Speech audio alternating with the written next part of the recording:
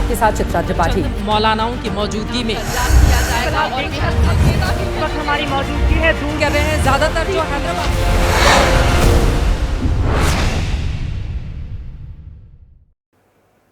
नमस्कार, ABP news पर आप सभी दर्शकों का स्वागत है। मैं हूं आपके साथ चित्रा त्रिपाठी।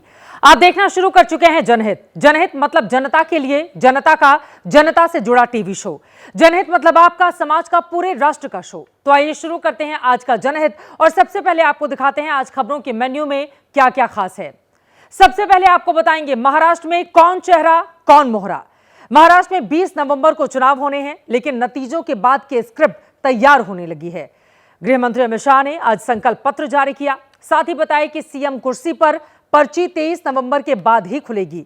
शाह के बयान के बाद सियासी सवाल सुलगने लगे हैं। फडणवीस, शिंदे और अजित के सियासी भविष्य को लेकर अभी से अटकलें शुरू हो चुकी हैं। फिर पोस्टमार्टम होगा महायुति और महाअघाड़ी के चुनावी वायदों का। महायुति ने संकल्प पत्र जारी किया है तो एमवीए वारंटी से सत्ता वापसी के रास्ते तलाश रही है। आपको बताएंगे वायदों के जरिए किस किस वोट बैंक को साधने की हो रही है तैयारी। उसके बाद बात आरएसएस की, जिसकी एंट्री विपक्ष ने महाराष्ट्र चुनाव में करा दी है। कांग्रेस नेता दिग्विजय सिंह उलेमाओं की मांग कबूल कर रहे हैं। उलेमाओं ने एमवीए से आरएसएस को बैन करने की मांग की थी। साथ ही आज डिकोड करेंगे बीजेपी के नारे एक रहेंगे तो सेफ रहेंगे को। लोकसभा चुनाव में बीजेपी जाति के जाल में फंस गई थी, लेकिन अब इस नारे के जरिए बीजेपी जातियों को लामबंद कर हिंदुत्व की छतरी में लाने में क्या कामयाब होती हुई दिखाई दे रही है, बताएंगे। और आखिर में डिकोड करेंगे ट्रंप का माइंड। चुनाव जीतने के बाद वो क्या कर रहे हैं, उनके दिमाग में चल क्या रहा है और वो अमेरिका और दुनिया को लेकर कौन से बड़े फैसले लेने की तैयारी में हैं। ये वो सवाल हैं जो भारत के साथ ही पूरी दुनिया जानना चाहती है। इसको लेकर क्या है बड़ी खबर, पहुंचाएंगे आप तक। तो चलिए शुरुआत करते हैं जनहित की और सबसे पहले बात महाराष्ट्र की। महाराष्ट्र में 10 दिन बाद विधानसभा के चुनाव होने हैं। दोनों ही गठबंधन ने दावों का पिटारा आज खोल दिया है, लेकिन जिस पिटारे के खुलने का इंतजार हो रहा है उसका इंतजार बढ़ता जा रहा है। चुनाव में जीत तो किसी न किसी की होगी ही, महायुति जीते या फिर महाविकास अघाड़ी। सवाल इस बात का है कि सत्ता के सिंहासन पर बैठेगा कौन। आज मुंबई में गृह मंत्री अमित शाह ने बीजेपी का संकल्प पत्र जारी किया। जाहिर है वायदों की झड़ी लग गई, लेकिन आज उन्होंने इस कार्यक्रम के दौरान एक बयान दिया है। इस बयान ने महाराष्ट्र के उस सियासी सस्पेंस को बढ़ा दिया जिसे खुद अमित शाह ने 2 दिन पहले खत्म करने की कोशिश की थी। मैं बात कर रही हूं मुख्यमंत्री चेहरे की। अमित शाह के 2 दिन पहले वाला बयान आपको सुनाते हैं और उसके बाद आज के बयान से उसकी तुलना करेंगे और बताएंगे कि इसके पीछे का क्या है सियासी पासा। सुनिए। जहां जहां गया, विदर्भ गया, मुंबई गया, कोंकण गया, कोल्हापुर गया, उत्तर महाराष्ट्र जलगांव गया, जहां गया वहां एक ही बात है, महायुति की सरकार बनानी है, देवेंद्र भाई को विजयी बनाना है। देवेंद्र भाई का नाम लिया था अमित शाह ने। यहां पर यह बयान अमित शाह ने सांगली में दिया था। मुंबई से लेकर दिल्ली तक के पॉलिटिकल कॉरिडोर में इस बात की चर्चा होने लगी कि अमित शाह ने सरकार बनने की सूरत में देवेंद्र फडणवीस को सीएम बनाने के संकेत दे दिए हैं। अटकलों का दौर शुरू हो गया, तरह तरह की चर्चा होने लगी। किसी ने एकनाथ शिंदे के भविष्य पर सवाल उठाए तो किसी ने मराठा वोट के छटकने का अंदेशा जता दिया। नतीजा यह हुआ कि आज अमित शाह ने सीएम के सवाल का सस्पेंस बढ़ा दिया है। यह कह दिया कि सीएम का नाम 23 नवंबर यानी कि नतीजों के बाद ही तय करेंगे। पहले देखिए क्या कहा गया और उसके बाद इसके मायने समझाने की करेंगे कोशिश। महाराष्ट्र में युति सरकार का नेतृत्व एकनाथ शिंदे जी कर रहे हैं और चुनाव के बाद मुख्यमंत्री कौन होगा, तीनों पार्टियां इकट्ठा बैठकर इसका तय करेगी। हम शरद पवार जी को कोई मौका नहीं देंगे। तीनों पार्टियां चुनाव बाद तय करेंगी, ये शब्द हैं गृह मंत्री के आज के। इसीलिए सवाल है, क्या एकनाथ शिंदे फिर से मुख्यमंत्री नहीं बनेंगे? क्या देवेंद्र फडणवीस को लेकर भी तस्वीर साफ नहीं है? क्या अजित पवार की भी लॉटरी लग सकती है लगातार, जिसकी वो कल्पना कर रहे हैं, सपने देख रहे हैं? ये तीनों चेहरे महाराष्ट्र में अपनी अपनी पार्टी में टॉप लीडर हैं। शिंदे सीएम है, फडणवीस सीएम रह चुके हैं, अजित पवार भी सीएम बनने का सपना देखते रहते हैं। मौजूदा वक्त में फडणवीस और अजित पवार शिंदे कैबिनेट में डिप्टी सीएम हैं। इस चुनाव में महायुति के तीनों प्रमुख दलों में बीजेपी 288 में से सबसे ज्यादा 148 सीटों पर चुनाव लड़ रही है। अगर महायुति की जीत होती है तो क्या बीजेपी अपना मुख्यमंत्री नहीं बनाएगी? ये बड़ा सवाल है। और सवाल यह भी इसलिए अहम है क्योंकि 2022 में जब शिवसेना में टूट हुई उस वक्त भी बीजेपी के पास सबसे ज्यादा विधायक थे। बावजूद इसके शिंदे को सीएम बनाया गया और ना करते हुए फडणवीस को डिप्टी सीएम की कुर्सी से संतोष करना पड़ा था। जबकि गौर करने वाली बात यह है कि 2019 में सीएम के सवाल पर ही उद्धव ठाकरे से बीजेपी का रिश्ता टूटा था।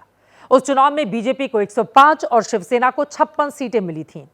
तब उद्धव ठाकरे ने सीएम की कुर्सी पर दावा कर दिया और बीजेपी तैयार नहीं हुई थी, जिसके बाद महाअघाड़ी की सरकार बन गई और उद्धव बने मुख्यमंत्री। अब सवाल यह है कि अगर महायुति को बहुमत मिलता है तो फिर होगा क्या फडणवीस के लिए शिंदे अपनी कुर्सी छोड़ देंगे? देवेंद्र फडणवीस का नाम हम आगे इसलिए रख रहे हैं क्योंकि गृह मंत्री से लेकर प्रधानमंत्री तक देवेंद्र फडणवीस का नाम ही आगे बढ़ा रहे हैं। जैसे ही महाराष्ट्र में महायुति की शपथ विधि हो जाएगी,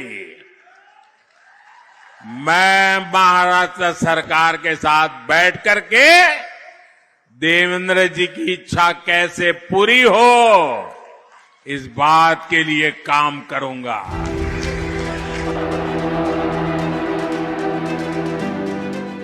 पीएम मोदी चुनावी मंच से देवेंद्र फडणवीस का नाम लेकर संकेत और संदेश दे रहे हैं, लेकिन विरोधियों को लगता है कि सीएम के लिए फडणवीस का नंबर नहीं आएगा। मुख्यमंत्री नहीं बनने वाले हैं तुम, अभी तुम्हारे ख्वाब झुकना शुरू होने वाले देवेंद्र फडणवीस।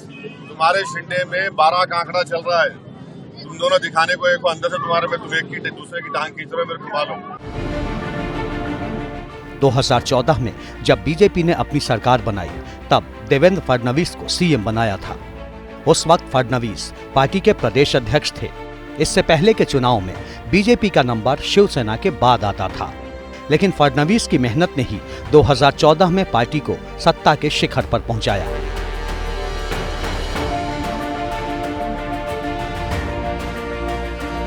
लेकिन इस बार राह आसान इसलिए नहीं है क्योंकि पार्टी शिंदे और अजित पवार के बीच फंसी हुई है। दोनों की महत्वाकांक्षा को दरकिनार करना बीजेपी के लिए आसान नहीं रहने वाला। उधर महाविकास अघाड़ी में भी सीएम के फेस को लेकर सस्पेंस बना हुआ है। उद्धव की शिवसेना की लगातार मांग के बाद भी पत्ते नहीं खुले हैं। वहां भी चुनाव बाद जैसी तस्वीर बनेगी उस हिसाब से तय करने की बात कही जा रही है। कांग्रेस के नेता और पूर्व सीएम पृथ्वीराज चौहान ने कहा है कि पुरानी परंपरा है कि गठबंधन में सबसे बड़ी पार्टी के रूप में उभरने वाला दल ही मुख्यमंत्री का नाम तय करता है। महाविकास अघाड़ी में भी वही होगा। 20 नवंबर को वोटर तय कर देंगे कि किसकी सत्ता आने वाली है। 23 नवंबर को गिनती में सब कुछ साफ हो जाएगा। इन सब के बीच सियासी सस्पेंस बढ़ा दिया है अजित पवार की एनसीपी के नेता और पूर्व मंत्री नवाब मलिक ने। एबीपी न्यूज को दिए गए अपने इंटरव्यू में उन्होंने सियासी खलबली मचाने वाला बयान दिया है। नवाब मलिक ने कहा कि चुनाव के बाद कौन किसके साथ रहेगा ये तो वक्त बताएगा। उन्होंने यहां तक कह दिया कि लोग चाहते हैं अजित पवार और शरद पवार एक साथ आ जाएं। सुनिए क्या कुछ कह रहे हैं नवाब मलिक। पवार किंग मेकर होंगे, मुद्दों पे सरकार बनेगी। अजीत पवार मैं बार बार बोल रहा हूँ कि ये चंद्रबाबू नायडू हो सकते हैं। कहीं ना कहीं बेलगाम सरकार नहीं होगी। मैं तो यही बोल रहा हूँ ना कि मैं 14 से कोशिश कर रहा था कि 3 दल साथ 19 में हुआ वो, अब 19 के बाद कुछ कोशिश की है जो 24 में होगी। नहीं, अभी देखते हैं 23 तारीख के दिन दोपहर तक कैसी परिस्थितियां बनती है, तब बताएंगे क्या होगा। देखिए कांटे का मुकाबला है, स्पष्ट बहुमत किसी को मिलेगा कि नहीं मिलेगा अभी भी प्रश्न चिन्ह बना। नवाब मलिक और उनकी बेटी सना मलिक दोनों ही इस बार अजित पवार की एनसीपी के टिकट पर चुनावी मैदान में हैं। नवाब मलिक तो बकायदा महायुति के घोषित उम्मीदवार के खिलाफ पार्टी का सिंबल लेकर चुनाव लड़ रहे हैं। नवाब मलिक अभी अणुशक्ति नगर सीट से विधायक हैं और वहां से उनकी बेटी सना मलिक एनसीपी की उम्मीदवार, जबकि खुद नवाब मलिक मानखुर्द शिवाजी नगर सीट से एनसीपी के सिंबल पर चुनावी मैदान में है। नवाब मलिक ने आज एबीपी न्यूज को जो इंटरव्यू दिया है वो महाराष्ट्र चुनाव की दशा और दिशा दोनों बदल सकता है। आपको बताते चले, महाराष्ट्र के लिए बीजेपी के संकल्प पत्र की अब पूरी पड़ताल कर लेंगे। गृह मंत्री अमित शाह ने संकल्प पत्र जारी किया है। आपको बताएंगे कि कैसे बीजेपी ने संकल्प पत्र के जरिए महाराष्ट्र चुनाव में बड़ा दांव चला है। संकल्प पत्र जारी करते समय गृह मंत्री अमित शाह के साथ बीजेपी के कौन कौन से बड़े नेता मौजूद रहे वो आप टीवी स्क्रीन पर देख सकते हैं। बीजेपी के संकल्प पत्र में तमाम वायदे किए गए, लेकिन संकल्प पत्र के 3 मुख्य केंद्र बिंदु रहे। महिला, किसान और युवा। बीजेपी का पूरा संकल्प पत्र इन्हीं तीनों के आसपास घूमता हुआ नजर आया। अमित शाह ने महाराष्ट्र के संकल्प पत्र को 2029 का विजन पत्र भी कहा है, लेकिन कैसे इसे समझने के लिए आपको संकल्प पत्र के अहम वायदों से रूबरू करा देते हैं। सबसे पहले बात महिलाओं की। लाडली बहन योजना को 1500 से बढ़ाकर 2100 रुपए करने का वादा किया गया है। इसका सीधा लाभ महिलाओं को मिलेगा। आंगनबाड़ी आशा वर्कर्स को 15,000 रुपए हर महीने दिए जाएंगे। महिला सुरक्षा के तहत 25,000 महिला पुलिस की भर्ती करने का वादा किया गया है। इसके बाद बात किसानों की, जिनकी सम्मान निधि को 12,000 रुपए से बढ़ाकर 15,000 रुपए किए जाने का वादा किया गया है। किसानों का ऋण माफ करने का भी भरोसा दिया गया है। हालांकि इसकी लिमिट कितनी होगी ये नहीं बताया गया। फसल के लिए एमएसपी पर 20% सब्सिडी की बात कही गई है।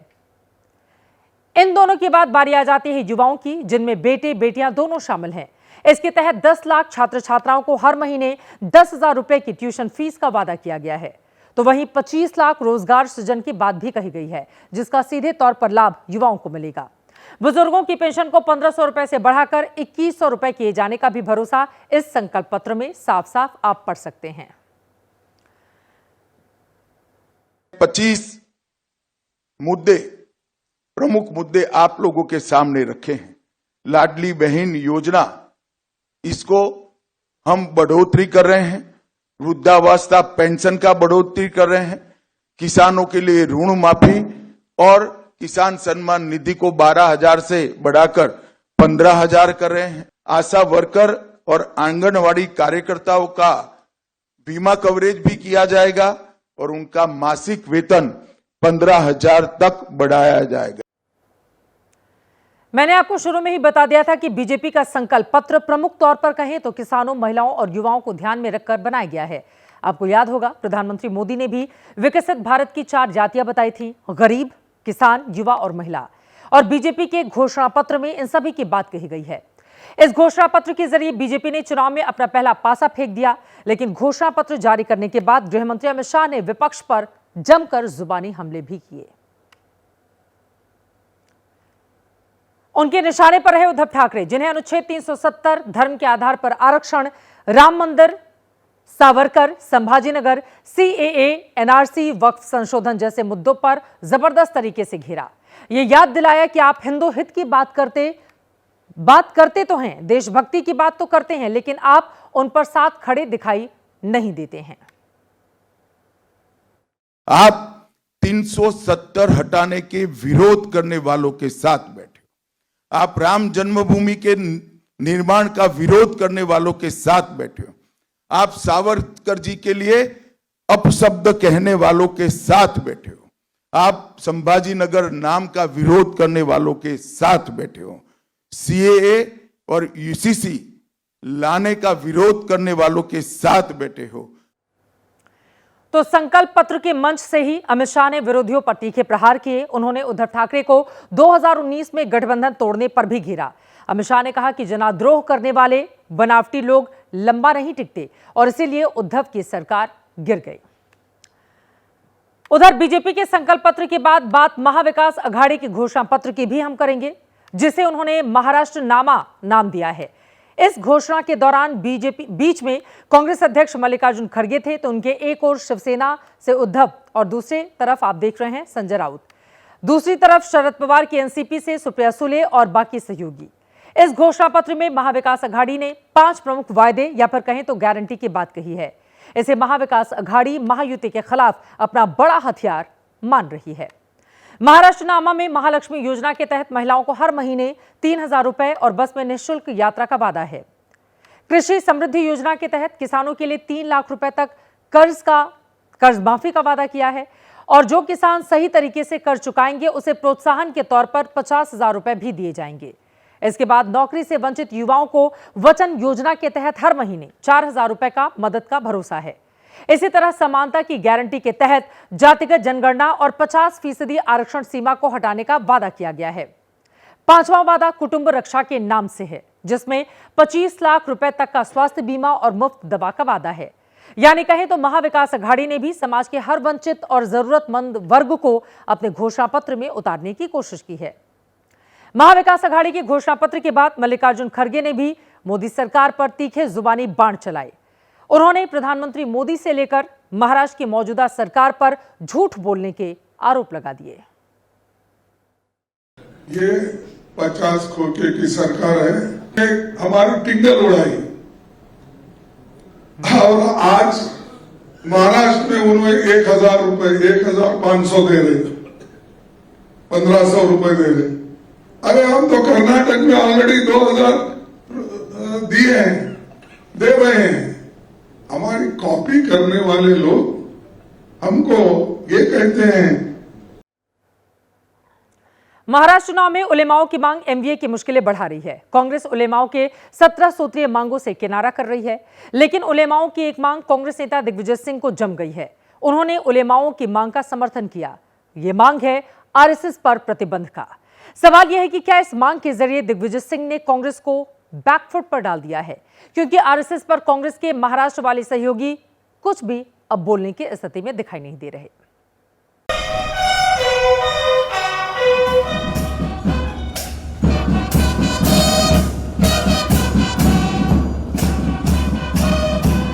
आरएसएस यानी राष्ट्रीय स्वयंसेवक संघ कहने को तो संघ गैर राजनीतिक संगठन है,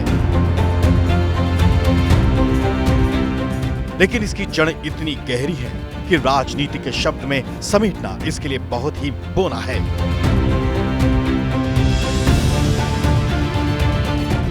जिस महाराष्ट्र के नागपुर में आरएसएस का मुख्यालय है, उस महाराष्ट्र में चुनाव प्रचार चरम पर है और इसी प्रचार के बीच एबीपी न्यूज को दिए इंटरव्यू में कांग्रेस के बड़े नेताओं में से एक दिग्विजय सिंह ने आरएसएस पर बैन वाला बयान दे दिया है। लिहाजा मैं फिर से पूछ रहा हूं सर, आप कहते कहते आपने दूसरा उदाहरण दे दिया, क्या आरएसएस पे प्रतिबंध लगाया जाएगा महाविकास अघाड़ी सरकार आए तो? एक बात यह है, अगर ऐसे प्रमाण होंगे तो सरदार पटेल जी ने भी लगाया था। आप इसकी पैरवी करते हैं कि ऐसा किया जाना चाहिए? देखिए, मैंने तो वो सारे संगठन में जब मुख्यमंत्री था तो मैंने student Islamic movement of India और बजरंग दल दोनों पे रोक लगाने की मांग की थी। दिग्विजय सिंह ने यह बयान उलेमा बोर्ड की लिखी उस चिट्ठी को लेकर पूछे गए सवाल के जवाब में दिया, जिसको लेकर महाराष्ट्र में कांग्रेस पर बीजेपी सवाल खड़े कर रही है। इस चिट्ठी में आरएसएस पर बैन की मांग की गई है और दिग्विजय सिंह ने इसका समर्थन किया है। आज मुंबई में गृहमंत्री अमित शाह के सामने जब इसका जिक्र आया तो देखिए उन्होंने क्या कहा। न उनकी सरकार आनी है न बंद होना है। 3 प्रयास उन्होंने कर लिए, हर बार संघ और मजबूत होकर बाहर आया। आरएसएस पर बैन वाले कांग्रेस के बयान को लेकर बीजेपी हमलावर है। पार्टी का हर छोटा बड़ा नेता कांग्रेस पर निशाना साध रहा है। दिग्विजय सिंह कांग्रेस के भस्मासुर हैं, वो कुछ भी बोलेंगे तो कांग्रेस को भारी नुकसान होगा। राष्ट्रीय स्वयंसेवक संघ इस देश पर मरने मिटने वाला संगठन है। घटिया शब्द जो दिग्विजय सिंह ने बोले हैं ये बहुत दुर्भाग्यपूर्ण है। कांग्रेस को इसका खमियाजा भुगतना पड़ेगा। बीच चुनाव में कांग्रेस की तरफ से आरएसएस पर बैन की मांग उठी है, वो भी तब जब कांग्रेस का उद्धव ठाकरे की शिवसेना से गठबंधन है। असल में कहानी यह है कि उलेमा बोर्ड की एक चिट्ठी वायरल हो रही है, जिसमें आरएसएस को बैन करने सहित 17 मांगे रखी गई हैं। दावा यह है कि पिछले दिनों महाराष्ट्र कांग्रेस अध्यक्ष नाना पटोले उलेमा बोर्ड के सदस्यों से मिले, जिसमें उन्होंने उलेमा बोर्ड को उनकी मांगे मानने का भरोसा दिया। वैसे कांग्रेस ने इस चिट्ठी को खारिज कर दिया है। लेकिन चुनावी माहौल में बात निकली है तो बात आगे बढ़ गई है। वैसे इसमें कोई दो राय नहीं कि कांग्रेस के नेता आरएसएस के खिलाफ बोलते रहते हैं। चुनाव प्रचार में राहुल गांधी से लेकर मल्लिकार्जुन खड़गे तक आरएसएस की नीतियों पर सवाल उठाते हैं। अब बात बैन की उठी है तो बीजेपी ने आक्रामक तरीके से पलटवार किया है।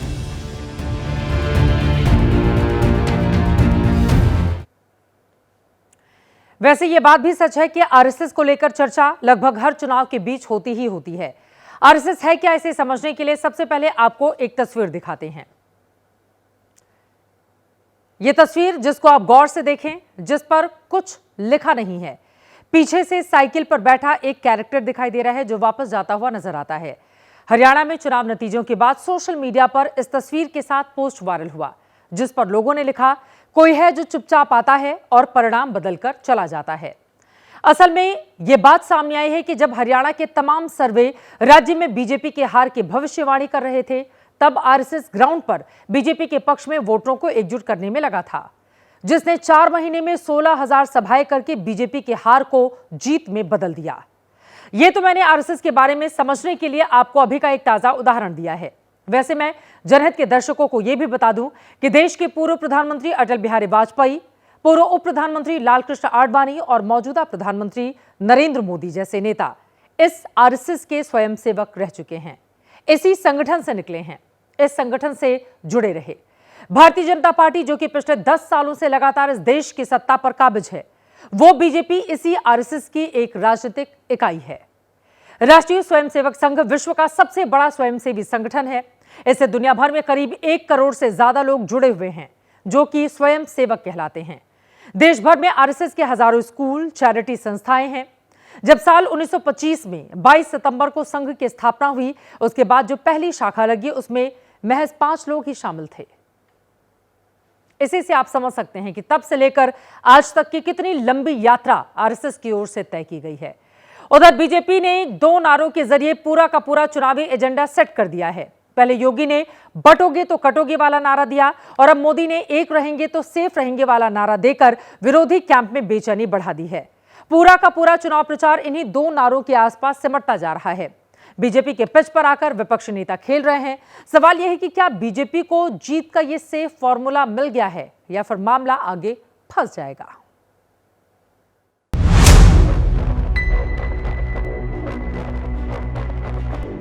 कल नांदेड़ में पीएम ने एक रहेंगे तो सेफ रहेंगे वाला बयान दिया। इनकी प्रवृत्तियों से सावधान रहना है। हम एक रहेंगे तो सेफ रहेंगे। आज झारखंड के गुमला में उसे दोहरा दिया। हमें ये हमेशा याद रखना है, एक रहेंगे तो सेफ रहेंगे। बांटेंगे तो कटेंगे वाले बयान की वायरल सफलता के बाद अब चुनावी पिच पर बीजेपी ने एक रहेंगे तो सेफ रहेंगे का टैगलाइन बना दिया है। झारखंड से लेकर महाराष्ट्र और यूपी तक इसी पिच पर चुनावी बल्लेबाजी हो रही है। बचिए मत, एक रहेंगे तो सेफ रहेंगे के भाव के साथ हमें भारतीय जनता पार्टी और एनडीए के प्रत्याशी को विजयी बनाना है। माननीय मोदी जी ने संदेश दिलाए, एक रहेंगे तो सेफ रहेंगे, एक रहेंगे, एक रहेंगे, एक रहेंगे। लेकिन राहुल गांधी ने पीएम मोदी के बयान को इस पोस्टर के जरिए काउंटर किया है। सोशल मीडिया पर राहुल ने लिखा है, मन की बात अब जुमा पर। पोस्टर पर एक हैं तो सेफ हैं लिखा है। पीएम के साथ तस्वीरों में अमित शाह, अजित डोभाल, गौतम अडानी से लेकर सेबी की चीफ तक शामिल हैं। ओवैसी के तंज का अंदाज थोड़ा अलग है। कह रहे हैं कि पीएम एक की बात कर रहे हैं, हम तो अनेक की बात कर रहे हैं। मोदी एक करना चाहते हैं, आरएसएस एक करना चाहती है और मैं मोदी को जवाब दे रहा हूं, इंसाफ है तो इंडिया सेफ है, संविधान है तो सम्मान है, अंबेडकर जिंदा है तो गोडसे मुर्दा है। उधर उद्धव ठाकरे की शिवसेना कह रही है कि बीजेपी की वजह से तो महाराष्ट्र ही सेफ नहीं, इसीलिए उनको बाहर करना है। इस प्रकार की बयानबाजी करने की नौबत प्रधानमंत्री पर क्यों आ रही है? बटेंगे तो कटेंगे नहीं चला, बटेंगे तो कटेंगे लोगों ने फेंक दिया हमारे यहाँ। अब एक है तो सेफ है, किसको आप एक कर रहे हो, किसको सेफ कर रहे हो? हम सेफ है महाराष्ट्र और हमको ज्यादा सेफ होना, इसलिए हमको बीजेपी को यहाँ से निकालना है। इस चुनाव में 2 नारों ने पूरे चुनाव का एजेंडा सेट किया है। पहला नारा सीएम योगी का दिया हुआ है, जिसमें उन्होंने बंटोगे तो कटोगे की बात कही थी। दूसरा नारा मोदी का है, जिसमें एक हैं तो सेफ हैं की बात कह रहे हैं। और इन दोनों नारों ने विपक्ष को बीजेपी की पिच पर खेलने को मजबूर कर रखा है। पहले तो आप मनुस्मृति स्वीकार करके पहले ही समाज को बांट दिया है, पहले ही बांट दिया, अब फिर और बांटना चाहते हो। कौन कहता है काटना? किसकी बात कर रहे, किसको काटेंगे आप? 140 करोड़ जनता को काटेंगे। फिलहाल तो चुनावी पिच पर दोनों तरफ से बयानों के बाउंसर फेंके जा रहे हैं। फिलहाल तो इन नारों ने चुनाव को ध्रुवीकरण के धरातल पर लाकर खड़ा कर दिया है। वैसे चुनाव में विपक्ष ने भी विरोध में अपना टारगेट शिफ्ट करना शुरू कर दिया है। पहले जहां विपक्ष के निशाने पर सिर्फ मोदी हुआ करते थे, अब उनके टारगेट पर योगी आदित्यनाथ भी दिखने लगे हैं। इसकी जीती जागती बानगी है बीते 2 दिनों में योगी आदित्यनाथ पर की गई शब्दबाणों की वर्षा। योगी पर टारगेट में भी बाकायदा उनके वस्त्रों को आधार बनाकर निशाना साधा जा रहा है।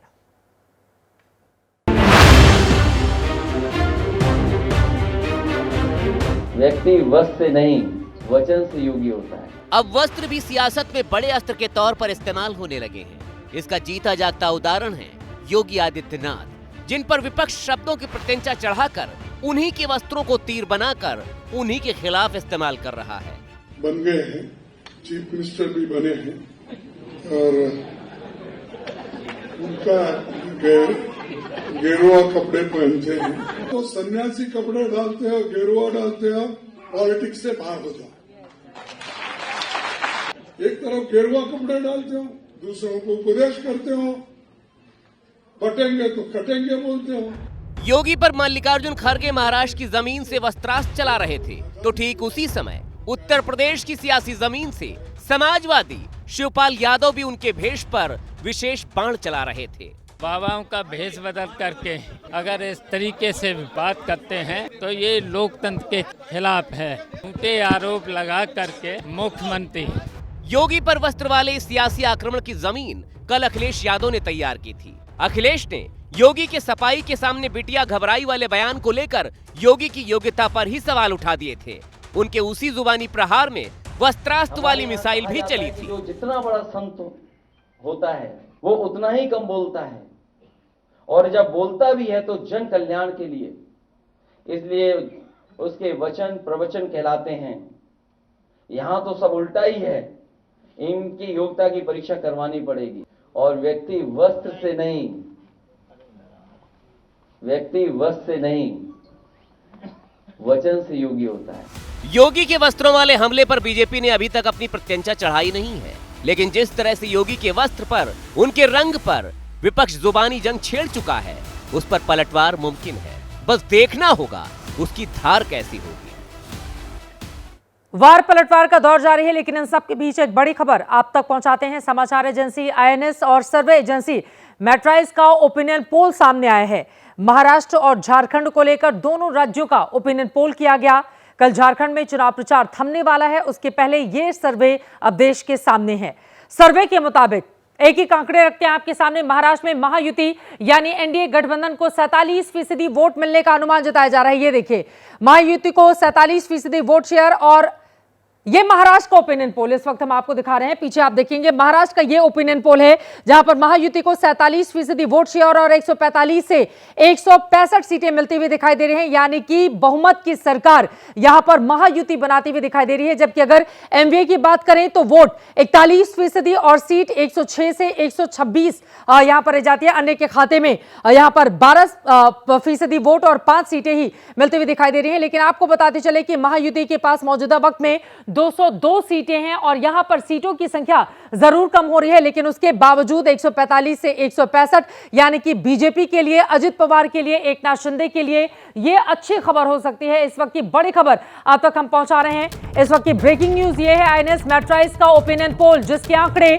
देश के सामने हैं। महाराष्ट्र चुनाव को लेकर यह ओपिनियन पोल किया गया है और आपको बताते चले महायुति की सरकार फिर से इसमें बनती हुई इस ओपिनियन पोल के हिसाब से दिखाई दे रही है। दोनों गठबंधन के बीच कम से कम 20 सीटों का फासला दिख रहा है। अगर महाराष्ट्र के इस ओपिनियन पोल के आंकड़ों से हम 2024 के लोकसभा चुनाव की तुलना कर लें तो महायुति को फायदा मिलता हुआ दिखाई दे रहा है। ओपिनियन पोल में महायुति को जहां 47% वोट मिलने का अनुमान है, वहीं लोकसभा चुनाव में महायुति को 43% ही वोट मिले थे। महाविकास अघाड़ी को 41% वोट अभी मिलता हुआ दिख रहा है, जबकि लोकसभा चुनाव में 44% वोट मिले थे। महायुति को 4 महीने के बाद 4% वोट का फायदा मिलता हुआ दिखाई दे रहा है इस ओपिनियन पोल के हिसाब से, जबकि महाविकास अघाड़ी को 3% वोट का नुकसान होने का अनुमान यह पोल दिखा रहा है। तो कुल मिलाकर बीजेपी के लिए, उसके सहयोगी पार्टियों के लिए अच्छी खबर अभी तक के इस ओपिनियन पोल के हिसाब से। और अब आगे बढ़ते हुए झारखंड की बात कर लेते हैं। झारखंड का जो ओपिनियन पोल सामने आया है वो क्या कहता है, उसके बारे में जल्दी से आंकड़ों पर नजर डाल लेते हैं। और यहां पर देखेंगे बीजेपी प्लस 53% वोट शेयर, यानी कि 53% एक बहुत बड़ा वोट शेयर मिलता हुआ दिखाई दे रहा है। 45 से 50 सीटें यहां पर आती हुई झारखंड मुक्ति मोर्चा, कांग्रेस और आरजेडी के गठबंधन को बहुत कम सीटें 18 से 25 सीटों पर ही सिमटता हुआ दिखाई दे रहा है। और वोट फीसदी यहां पर सिर्फ 28, अन्य के खाते में 2 से 5 सीटें जा सकती हैं 19% वोट शेयर के साथ। यानी कि बीजेपी के लिए एक तरफ महाराष्ट्र से भी अच्छी खबर जो INS मैट्राइज का सर्वे है वो बता रहा है ओपिनियन पोल, और यहां पर आप देख रहे हैं 45 से 50 सीटें, यानी कि ये प्रचंड बहुमत की सरकार बनती हुई दिखाई दे रही है। 81 कुल मिलाकर सीटें हैं और उनमें आपको बताते चले कि प्रचंड बहुमत के साथ सरकार बनती हुई दिखाई दे रही है भारतीय जनता पार्टी की झारखंड में।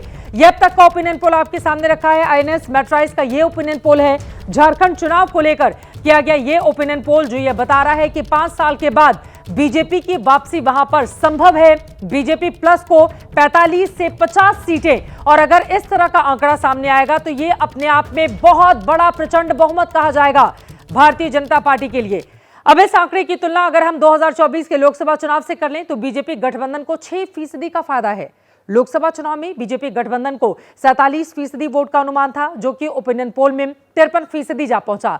झारखंड मुक्ति मोर्चा गठबंधन लोकसभा चुनाव में 39% पर था, जो कि ओपिनियन पोल में 28%, यानी कि गिरता हुआ दिखाई दे रहा है। मतलब माटी, बेटी और रोटी का बीजेपी का जो वादा किया गया था, कम से कम इस सर्वे में वो काम करता हुआ दिखाई दे रहा है। झारखंड में कल शाम को पहले फेज का प्रचार थमने वाला है, उसके ठीक पहले कम से कम अब तक के इन आंकड़ों को अगर हम देखें ओपिनियन पोल की माने, और इसी तरह के आंकड़े अगर आगे आने वाले वक्त में आएंगे तो बीजेपी के लिए अच्छी परिस्थिति दोनों ही राज्यों में बन सकती है। लेकिन क्या ऐसा होगा, ये बड़ा सवाल बना हुआ है।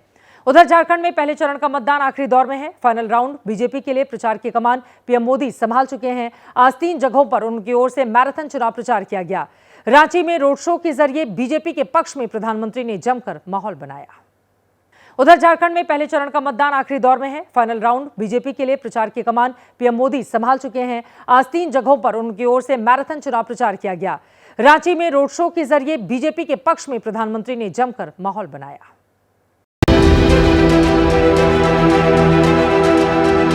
प्रधानमंत्री नरेंद्र मोदी ने रांची में 3 किलोमीटर लंबा रोड शो किया। हजारों की भीड़ रोड के दोनों तरफ पीएम की झलक पाने के लिए खड़ी थी।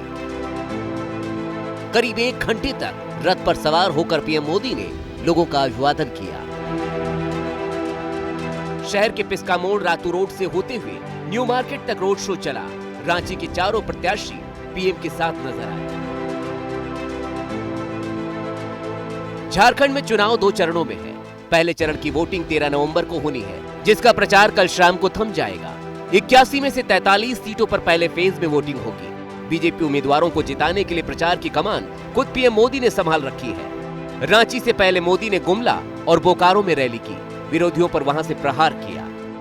कि बेटियां सुरक्षित हो, आपकी जमीन सुरक्षित हो, इसके लिए यहां भाजपा एनडीए की सरकार बहुत जरूरी है। इस बार झारखंड जीतने के लिए बीजेपी ने खास रणनीति बनाई है। बेटी, रोटी और माटी का मुद्दा उठाकर बीजेपी आदिवासी वोटरों को अपने पाले में करने में जुटी है, और इसी कोशिश के तहत चुनाव से पहले ही बीजेपी ने पूर्व सीएम बाबूलाल मरांडी की घर वापसी कराई। फिर लोकसभा चुनाव से पहले शिबू सोरेन की बहू सीता सोरेन को साथ लिया। अब चुनाव से पहले पूर्व सीएम चंपाई सोरेन को जेएमएम से बीजेपी में लेकर आई। आदिवासी वोट बीजेपी के लिए इसलिए जरूरी है क्योंकि पिछले चुनाव में आदिवासी वोट के खिसकने की वजह से ही बीजेपी सत्ता से बाहर हो गई थी। राज्य की आदिवासी सुरक्षित 28 सीटों में से 2019 के चुनाव में बीजेपी को महज 2 सीटें मिली थी, जबकि 2014 में बीजेपी को 11 सीट मिली थी। 2019 में जेएमएम को 19 सुरक्षित सीटों पर जीत मिली, जबकि 2014 में ये नंबर 13 था। कांग्रेस को 2019 में 6 सीटें मिली थी। 2014 में एसटी सुरक्षित सीट पर खाता भी नहीं खुला था। राज्य में आदिवासियों की आबादी करीब 26% है। बीजेपी को पता है कि सत्ता का सपना देखना आसान है, लेकिन बिना आदिवासियों को साधे ये मुमकिन नहीं है। इसलिए माटी, रोटी और बेटी का मुद्दा उठाया जा रहा है। एक रहेंगे तो सेफ रहेंगे का नारा दिया जा रहा है। झारखंड में क्या फिर से कमल खिलेगा या फिर झारखंड मुक्ति मोर्चा बाजी मार ले जाएगा? लगातार इस पर एबीपी न्यूज की नजर बनी रहेगी। आगे बढ़ते हुए, सुप्रीम कोर्ट के आदेश के बाद बुलडोजर पर ब्रेक लग गया था, लेकिन लखनऊ में बुलडोजर फिर से दहाड़ने लगा है। लखनऊ विकास प्राधिकरण ने अवैध निर्माण का मामला बताकर इमारत को जमींदोज किया। वहीं शॉपिंग कॉम्प्लेक्स के मालिक का आरोप है कि कोर्ट में मामला होने के बावजूद एलडीए ने जानबूझकर कार्रवाई की है।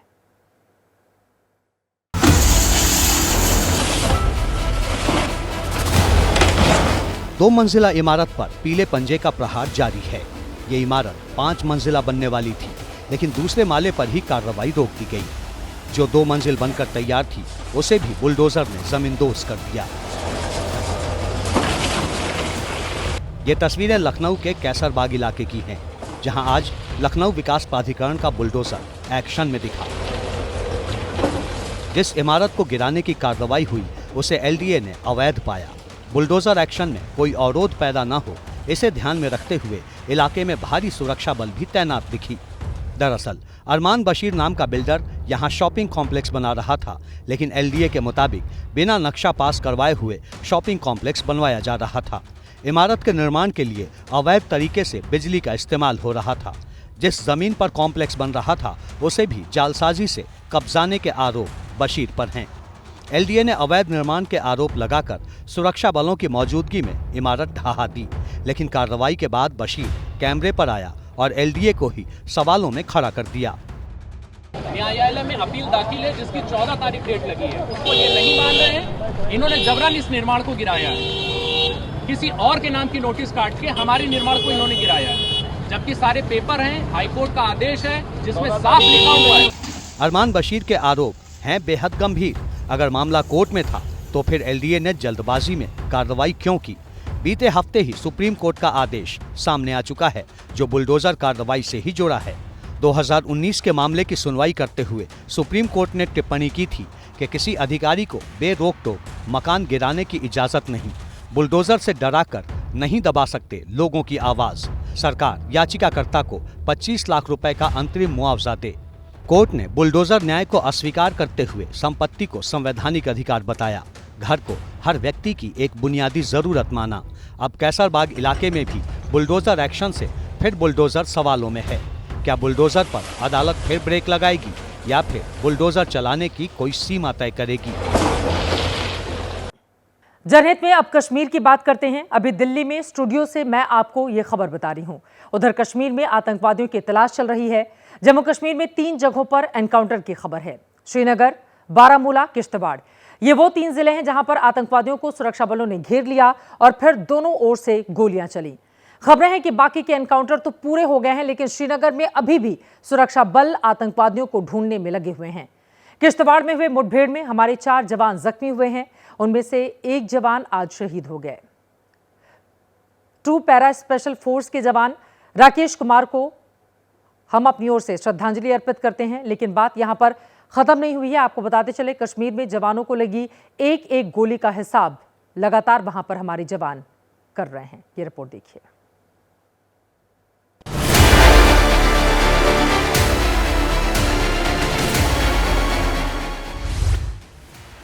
बंदूक की ये नोक उन आतंकियों की तरफ है जो कश्मीर में बेकसूरों को मारना चाहते हैं। श्रीनगर के जिस इलाके में यह मुठभेड़ हो रही है, वहां से लाल चौक की दूरी महज 20 मिनट की है। श्रीनगर के निशात के पास वाले इलाके में जबरवन की पहाड़ियों में आज सुबह से हुई मुठभेड़ जो शुरू हुई है, उस पर नजर रखने के लिए अब ड्रोन का भी इस्तेमाल होने लगा है। आप देख सकते हैं कि यहाँ पे सेना की तरफ से जो ड्रोन उड़ाए गए हैं ताकि इस पूरे इलाके में नजर रखी जा सके कि यहाँ पे आज सुबह ये मुठभेड़ शुरू हुई थी। इसी श्रीनगर के निशात इलाके में लोगों ने 3 हथियारबंद लोगों को देख लिया। इसके बाद तो मानो सेना ने ठान लिया कि आज उनको छोड़ेंगे नहीं।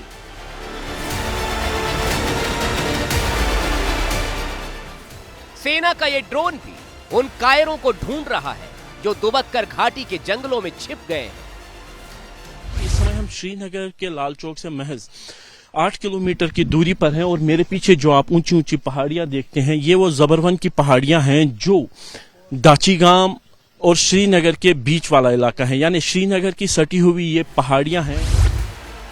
आतंकियों के खात्मे के लिए महिला अफसर भी तैनात है। बदलते भारत की ये तस्वीर देखकर आप चैन की नींद सो सकते हैं।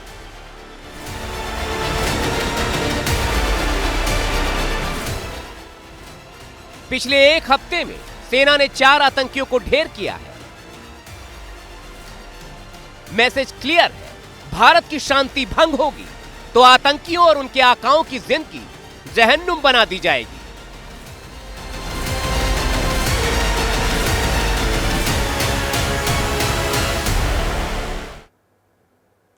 अगर आप कमजोर दिल के हैं तो जनहित की ये खबर आपको विचलित कर सकती है।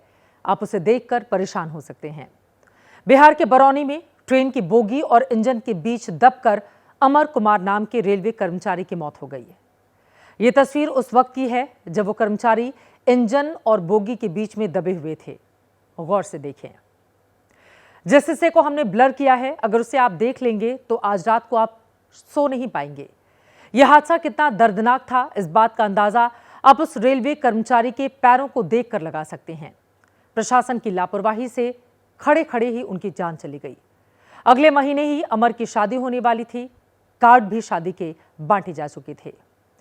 रेलवे की शुरुआती जांच में कहा गया है कि 2 कर्मचारियों के बीच तालमेल में कमी की वजह से यह हादसा हुआ है, लेकिन एबीपी न्यूज की ग्राउंड रिपोर्ट में लोगों ने रेलवे को ही कटघरे में खड़ा कर दिया। जिस परिवार ने अपने बेटे को खड़े खड़े मरते हुए देखा हो, उसका इस तरह विलाप करना लाजमी है। जो ड्यूटी बांटते हैं एससी या स्टेशन मास्टर, उनको सरासरी हम दोषी मानते हैं। और दोषी है ड्राइवर, और दोषी है जो सेंटर, जो उसके जौरे में रहना चाहिए, 2-4 आदमी रहता है। लाजमी ये भी है कि जांच सही से हो, ये पता चल सके कि कौन है वो लापरवाह जिसकी काम चोरी ने एक नौजवान की जान ले ली। हमको इतना ही कहना है कि सीबीआई जांच होना चाहिए, अच्छा होना चाहिए। एक अमर कुमार गया, अब सैकड़ों नहीं जाए। हादसे के फौरन बाद हुई जांच में अमर कुमार के साथी सुलेमान को इस घटना का दोषी माना। रिपोर्ट में कहा गया कि सुलेमान और अमर साथ में बोगी और इंजन को जोड़ने का काम कर रहे थे।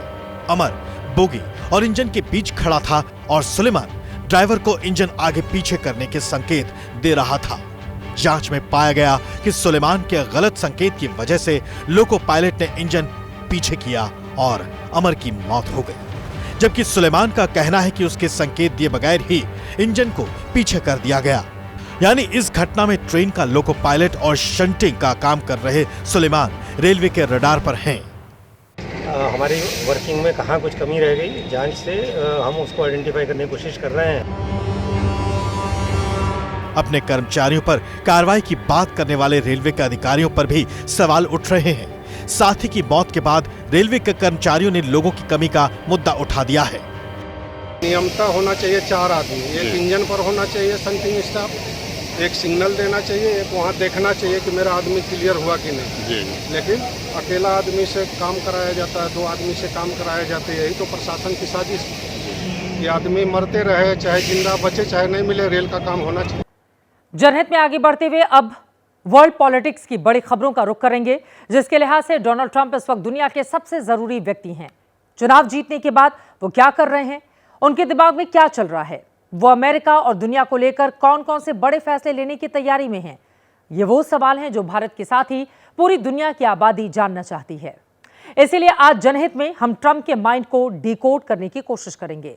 उनके पुराने बयान और बीते 24 घंटों के अंदर आई खबरों की बिना पर हम ट्रंप शासन का ब्लूप्रिंट निकालेंगे। तो सबसे पहले ट्रंप से जुड़ी आज की बड़ी खबर आपको बताते हैं। ट्रंप ने अपने होने वाली कैबिनेट को लेकर अपडेट दिया है। उन्होंने अपनी कैबिनेट के मंत्रियों की लिस्ट तो नहीं दी है, लेकिन यह जरूर बता दिया कि उनकी कैबिनेट में कौन नहीं रहने वाला।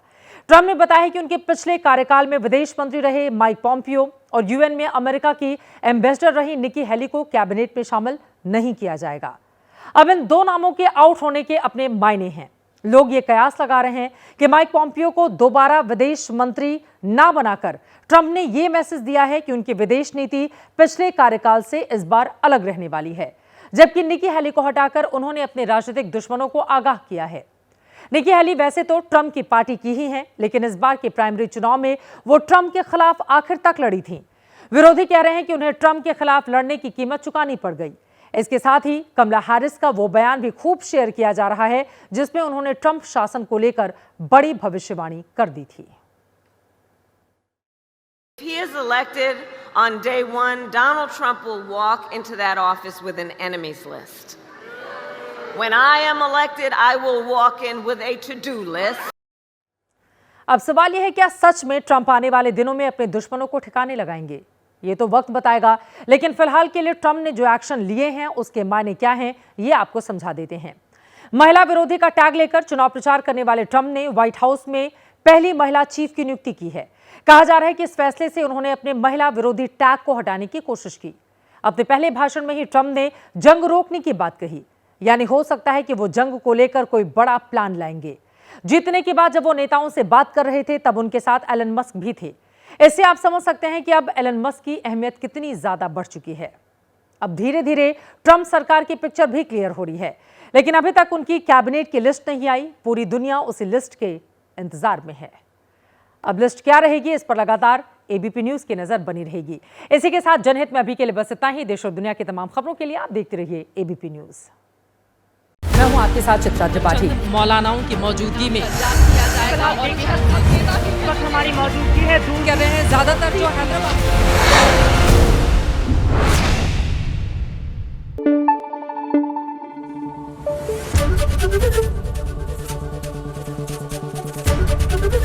एबीपी न्यूज आपको रखे आगे।